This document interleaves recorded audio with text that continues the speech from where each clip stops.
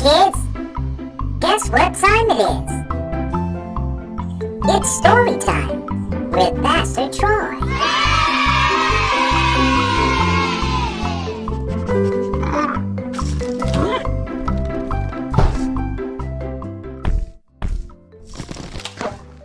Hey, boys and girls, thank you for joining me once again. You know what this is, story time with Pastor Troy, Wynn Sr. Listen, I am back again with this phenomenal book, The Bible is Black History, Children's Edition. Again, this book can be purchased and found on Amazon.com, encouraging parents and grandparents and guardians and uncles and aunties and anybody that's connected to children, working with children, have children in your home, to purchase this book and books like the ones that I've been reading, especially if you have African American children under your care. I've chosen these books to provide some type of imagery for young Black boys and girls to be able to see themselves in a variety of different stories, as well as the most important story of all time, which is the Bible. This book is authored by Dr. Theron D. Williams, and it is a phenomenal book. I've been reading week by week, and we started with the creation, talked about Adam and Eve. Then we went to the Garden of Eden, talked about the serpent, and went to Noah and the ark, and talked about Noah and his wife and his sons, Shem, Japheth, and Ham. And today, we are going to talk about Father Abraham and his offspring. Father Abraham and his offspring. We have Abraham, we have Sarah, then we'll eventually have Isaac and Rebekah, and then further on in the story, we'll have Jacob and Esau, and maybe a few more characters along the way. Let's begin today. Abraham was born and raised in a place called Ur. He was the first person in the Bible to be called a Hebrew. The name Abraham means exalted father of many sons. He is the father of the Hebrew people. God spoke to Abraham and told him to pack his belongings and take his beautiful wife Sarah and move to a land that God will show him.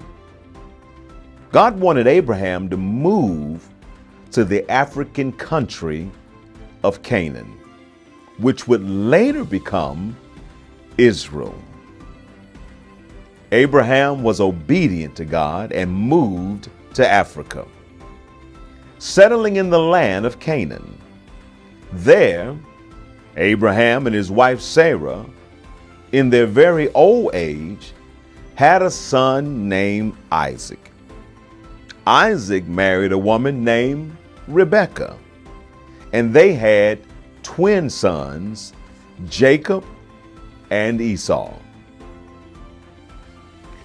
Esau was the firstborn of the twins. Being the oldest, Esau would inherit his father's vast wealth when he died and would become the leader of the family. And if his father became too sick to lead the family, Esau would take control as the leader of the entire family. This was called the birthright, and it was a great honor. Jacob became jealous of his older brother because he wanted the birthright. Jacob tricked his brother and their father and stole the birthright from his brother and ran away from home to live with his uncle Laban. Jacob worked for his uncle for many years. Jacob married and started a family. Jacob had many children, including 12 sons. Jacob regretted how he had tricked his brother and father by stealing his brother's birthright. Jacob knew that he had not been a very nice person, and he wanted to change. While he lay awake one night, an angel of God came and began wrestling with Jacob, turning him into a nicer, kinder person. The angel changed his name from Jacob, which means the sneaky or tricky one, to Israel, meaning one who strives with God. As for Jacob's 12 sons, they had many children. They became known as the 12 tribes of Israel. Jacob and his 12 sons, Reuben, Simeon, Levi, Judah, Issachar, Zebulun, Gad, Asher, Joseph, Benjamin, Dan, Naphtali. I hope you've enjoyed today's reading from The Bible is Black History Children's Edition.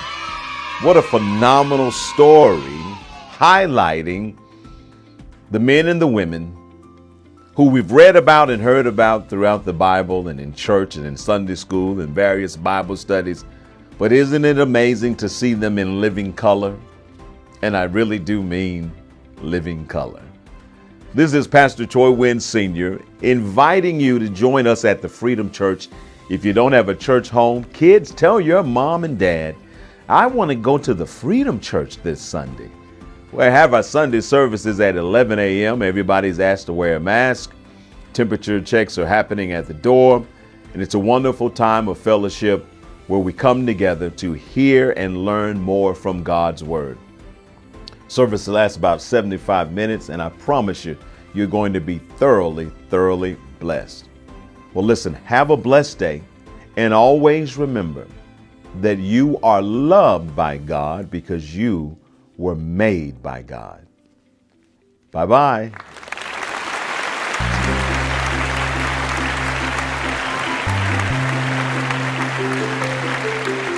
Hey kids, guess what time it is? It's story time with Pastor Troy.